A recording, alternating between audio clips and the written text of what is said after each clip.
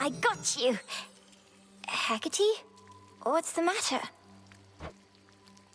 It's merely that I've not heard your laughter before. Reminded me of your mother. A much preferable sound to that of grief. I promise not to cry again. I still get sad sometimes, but not as much. Do not make promises you cannot keep. When tears well up, let them spill forth. They're not so precious that they need be contained. But you never cry, Hecate. And I wish to become strong like you, so that I might find Chronos and destroy him for what he's done. And then you could hear my mother's laugh again. And I shall do everything in my power to prepare you, so that you may succeed where I failed.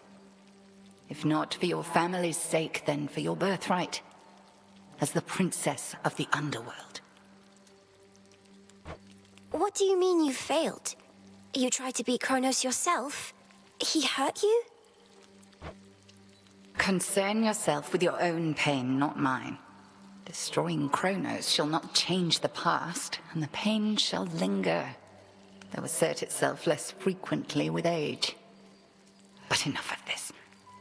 On the morrow, we shall teach you to hunt greater prey. Truly?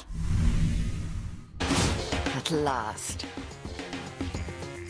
Again, you bear the wheel I gave to you. Rather, that I held for you ere you were ready, for it was always yours. A means of focusing your magical acuity, if nothing else. It's much more. A never-ending labyrinth with 3 distinct sides. A reminder of our home and the limits of our power. The crossroads may serve as something of a home to you, but most certainly it is not your home. It is that labyrinth in which you are trapped. Break free. Sure enough. Our enemy surely is beginning to wonder how you are able to thwart him. Do leave him in the dark. The less he knows of us, the better. Chronos seems to think my family bond with him is why I'm able to resist. He hasn't made the connection that you're the one who's prepared me. You have prepared yourself. 'Tis good that you are drawing his attention and his wrath whilst I remain unseen. We slowly undermine his strength, and through our efforts buy your mountain relatives more time. There you are. That form of Ygnium is rather fetching. You could always decorate the crossroads with those lights, should they not prove sufficiently dependable for your task. The aspect of Eos is not as delicate as it appears. Though I'll admit, I half expected that this aspect of the flames would be your own. Nonsense. If I myself wielded those very torches, you would not be bearing them. Now, come remind me what the rosy flickering of dawn can do.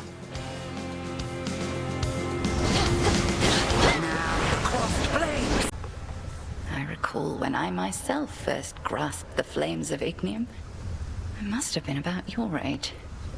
Now you are possessed of their power. All it takes is a bit of light to cast a long shadow. Isn't that so, Headmistress? I'll do my best to wield the flames as you have taught. In your own way, Melinoe. The family portrait in my tent. I have been thinking on it more and more. I never asked you where you got it from. It would be stranger if you did, for the answer ought to be obvious to you, though you would know the circumstances. Yes, Headmistress, if you please. I know it was a time you would never wish to revisit, but it's important to me. Of that I have no doubt. When Chronos stormed your father's house, I fled with but 3 things. Hypnos, because it was there. That family portrait, which pulled at my heart. And you.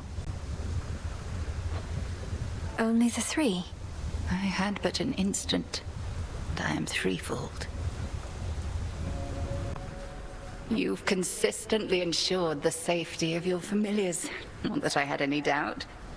We are here to protect such creatures more so than the other way round.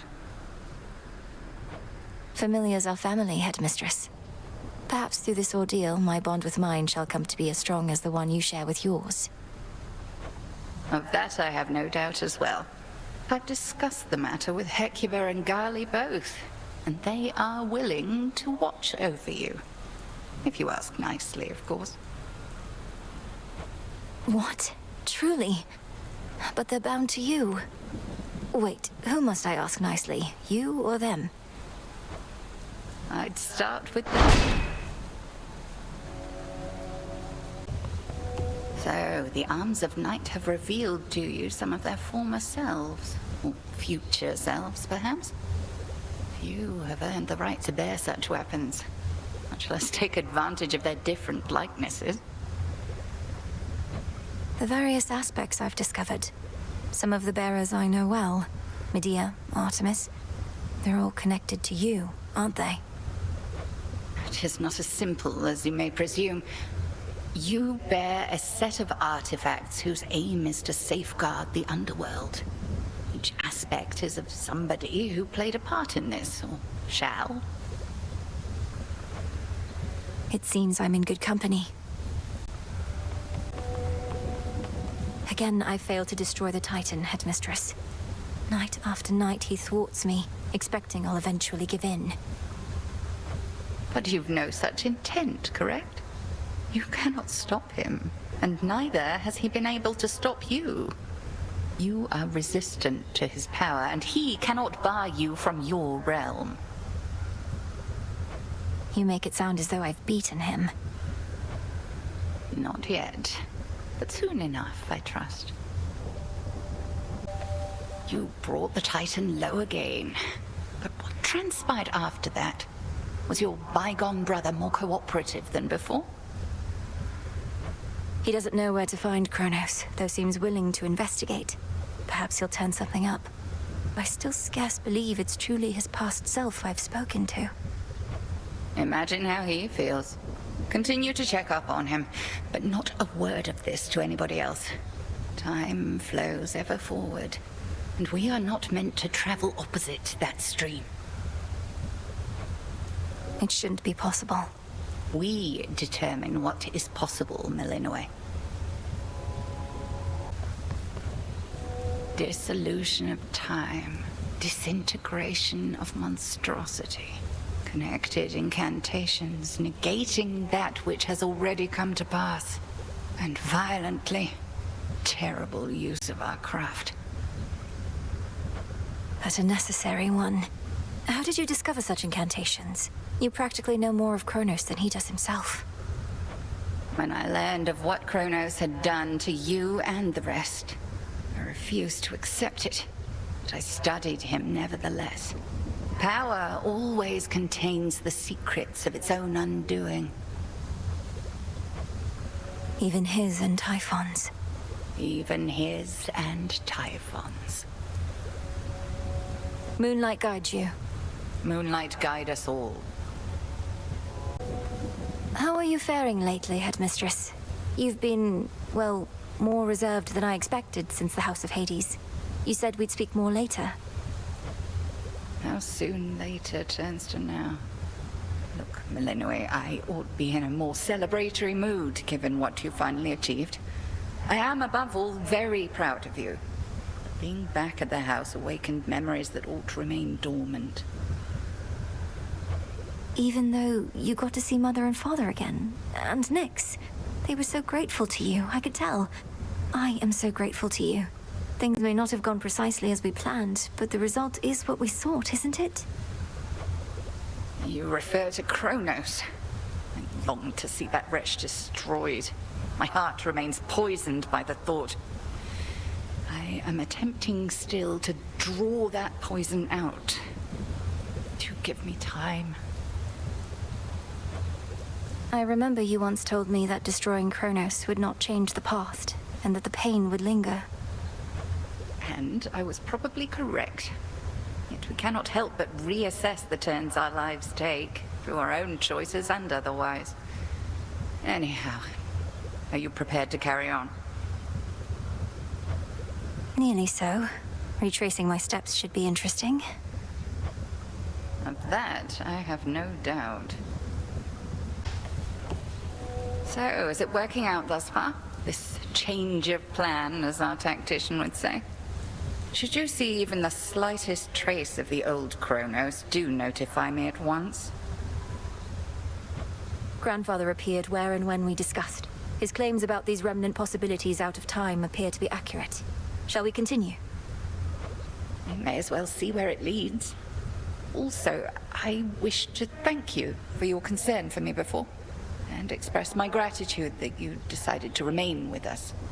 I was angry with your decision at first, but no longer. It was not a difficult decision for me, Headmistress. It would have been harder had I realized it might anger you. I've been to both the Palace of Zeus and the House of Hades, and neither has a cauldron or soft earth beneath my feet. I understand only too well, Melinoe. And I would have chosen the same, except I thought you would have been the wiser. Now you are stuck here. Another lost soul in the crossroads twixt heaven and hell. But I'm not lost. I'm where I wish to be. Truly.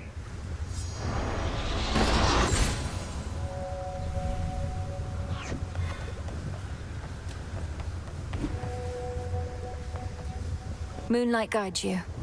Moonlight guide us all.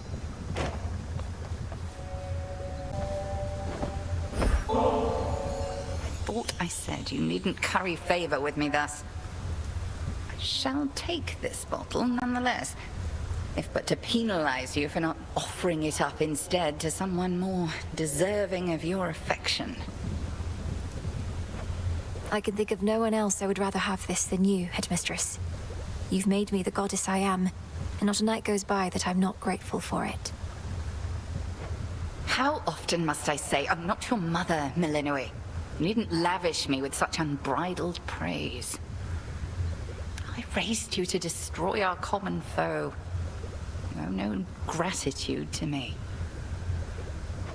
You've often said what we intend and what we do are not the same. I know you're not my birth mother, so what? You've cared for me. That's more than enough. I've used you, and I'm using you still. Can't you see that? I've attempted not to hide this fact from you, yet you turn it aside. You have raised me in accordance with the promises you made to my father. He never asked you to coddle me, did he? Surely he wanted me to fend for myself. And do you think you can? You remain under my auspices, take aid from Olympus. You're not as independent as I planned. And furthermore, I've inadvertently caused you to think I've made you better off. I believe you have. I know no other way. It fills me with sorrow, knowing you feel undeserving of the love I have for you. Set your sorrow well aside for now. I'll drink your nectar and enjoy it, if you please. I would.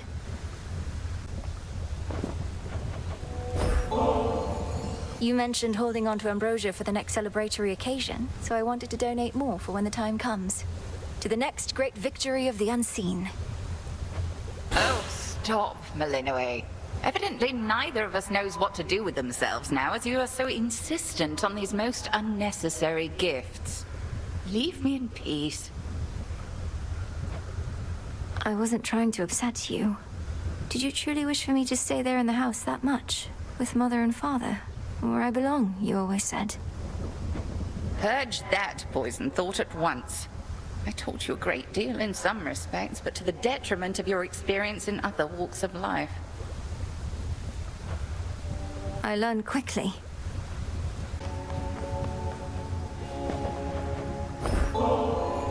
I don't suppose you'd be willing to head to the fishing pier with me again. Good place to occupy our minds with other matters for a little while. That it can be. Then very well. There is aught I wish to speak with you about besides. You truly believe I wish to rid myself of you? Either that, or you sought to wound me more deeply with your words than you're able to with the Nocturnal Arms. I'm sorry, Headmistress. It's just... At the house, I realized I didn't just want my family back. I wanted you to be happy. But I felt like you were pushing me away. My happiness is neither your responsibility, nor is it within your grasp. And 'tis I who ought to apologize for all that I put you through. Forgive me. Never apologize when you are not at fault, you used to say. You were never easy on me, but also were never cruel. You taught me the difference among so many things. Lack of cruelty is not the highest standard. At any rate, evidently I've taught you enough. I still shall challenge you in Erebus for sake of fitness and attunement, but in time, perhaps you shall refer to me not by title, but by name. Not as Headmistress, but as Hecate. That shall take a while. To think I used to use your name so casually when I was little. Much comes full circle with time. More than you know. Now, let us shift our focus to the river denizens, getting too close a listen for their own good.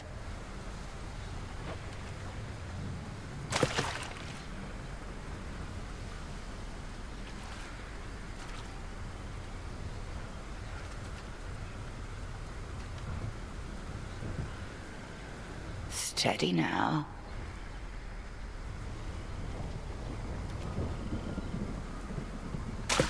Ensnared. Hit something.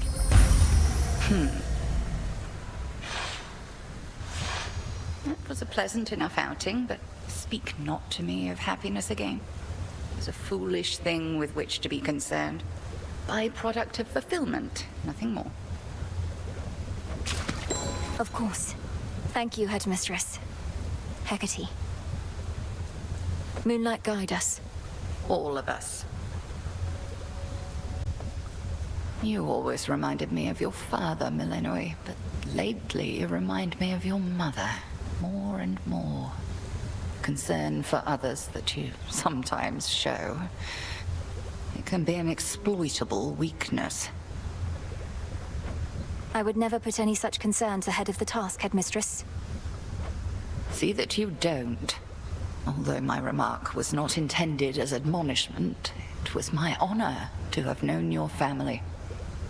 Even if merely from the shadows. They'll be avenged.